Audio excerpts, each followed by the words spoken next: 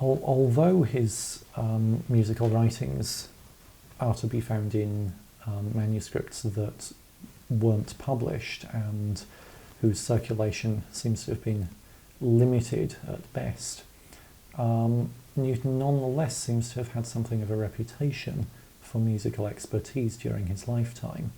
On 2 or 3 different occasions we find different people consulting Newton about musical matters.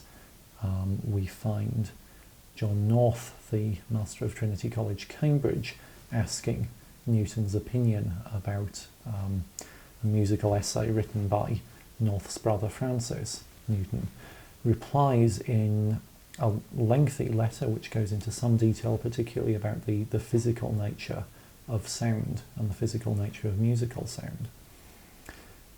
Again, we have an inquiry from a student, a Cambridge student in the 1690s, to which Newton answers politely and in some detail about technical matters of musical mathematics.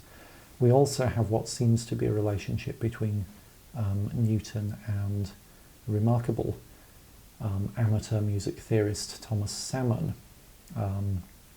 Thomas Salmon had idiosyncratic ideas about the tuning of musical instruments, and probably through Newton's good offices was eventually allowed to demonstrate his experimental musical instruments to the Royal Society in 1705.